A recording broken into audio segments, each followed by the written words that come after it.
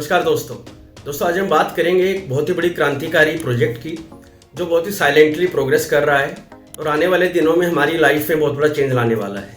जी हाँ, मैं बात कर रहा हूँ पाकिस्तानी सीमा से सटे नमक के रेगिस्तान, जी हाँ, सॉल्ट डेजर्ट में एक भारत सरकार का बहुत बड़ा ग्रीन एनर्जी का प्रोजेक्ट बन रहा है। राइट, इस प्रोजेक्ट को बनने में 3 साल लगेंगे और जब यह बन के तैयार हो जाएगा दोस्तों, ये इतना बड़ा है कि ये अंतरिक्ष से भी साफ दिखाई देगा।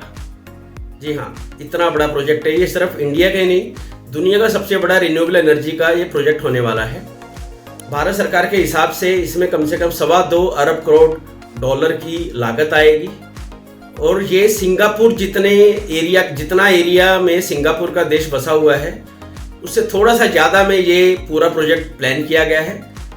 दैट मीन्स 726 वर्ग किलोमीटर के अंदर ये पूरा प्रोजेक्ट फैला हुआ है। दोस्तों, इस प्रोजेक्ट का नाम वहाँ के पास के गांव खावड़ा के ऊपर रखा गया है, खावड़ा रिन्यूएबल एनर्जी पार्क। दोस्तों, ये ऐसी धरती पे बनाया जा रहा है जो कि बहुत ही दलदली ज़मीन है, वहाँ पे दलदल है। पूरा कच्छ का जो रण है, पश्चिमी गुजरात के कच्छ के रण में ये पूरा प्रोजेक्ट एस्टेब्लिश किया गया है। वहाँ पे रेन आती हैं, वहाँ पे हवाएं चलती हैं बहुत तेज़ और फ्यूचर में भूकंप के भी चांस हैं। हालांकि आपको याद हो, बहुत साल पहले, अराउंड 20 साल पहले भी वहाँ पे एक भूकंप आया था काफ़ी बड़ा।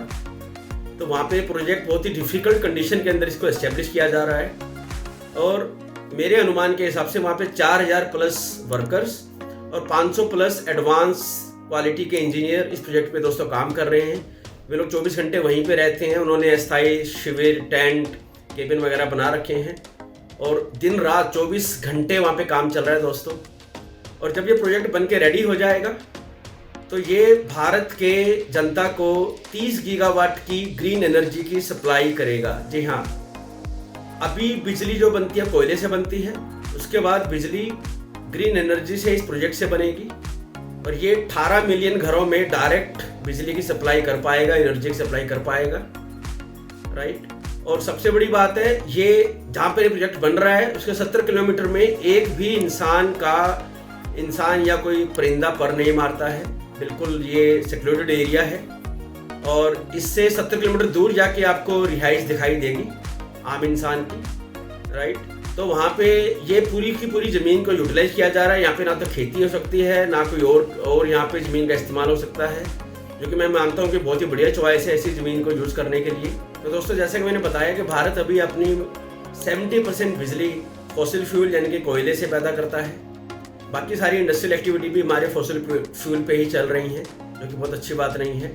तो भारत का टारगेट है कि अगले 3 साल में ये 30 गीगावाट एनर्जी पैदा करे ये प्रोजेक्ट और अगले 10 साल में ये 550 गीगावाट की बिजली पैदा करे, क्योंकि भारत का लक्ष्य है कि 2070 तक हम 0 नेट कार्बन इमिशन वाले कंट्री बन जाएं।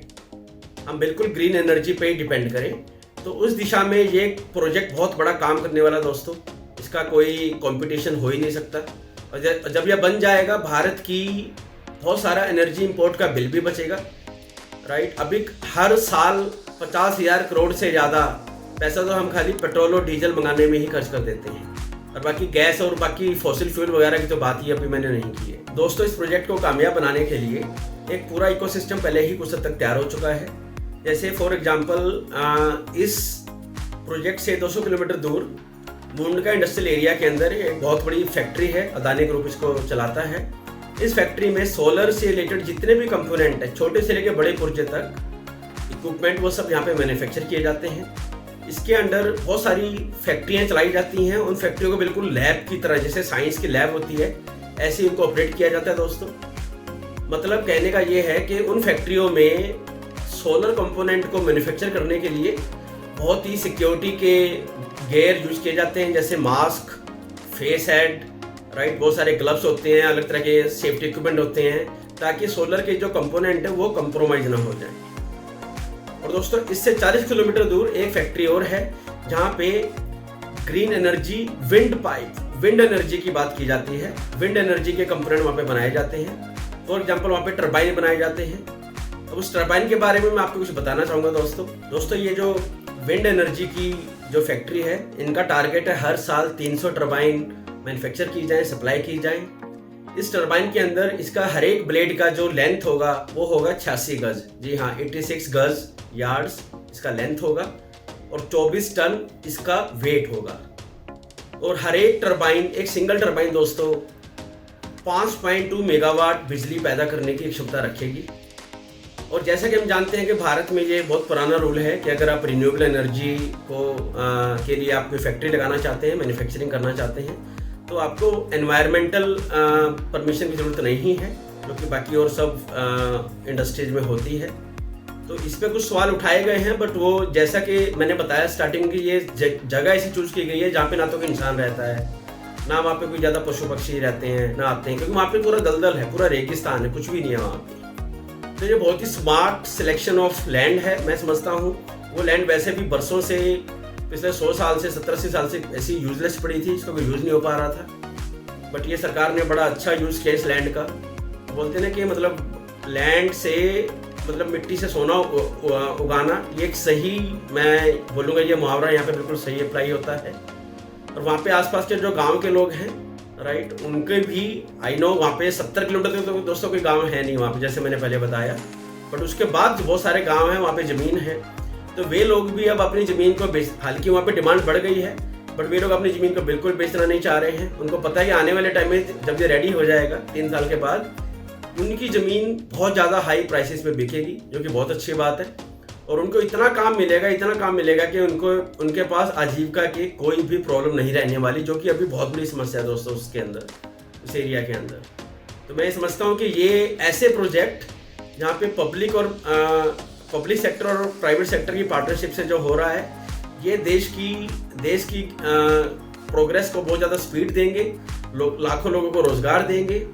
और हमारी डिपेंडेंसी जो कि फॉसिल फ्यूल पे है, जो कि एनर्जी पे है, जैसे कि पेट्रोल है, डीजल है, गैस है, उन सब पे काफ़ी तक रिड्यूस करेगा, राइट। और हम सेल्फ रिलायंट हो पाएंगे। और हम ग्लोबल वार्मिंग में भी दोस्तों, अभी भारत तीसरे नंबर पे आता है ग्लोबल वार्मिंग में कंट्रीब्यूशन के अंदर। नंबर 1 पे चाइना है, नंबर 2 पे यूएसए है, नंबर 3 पे भारत है।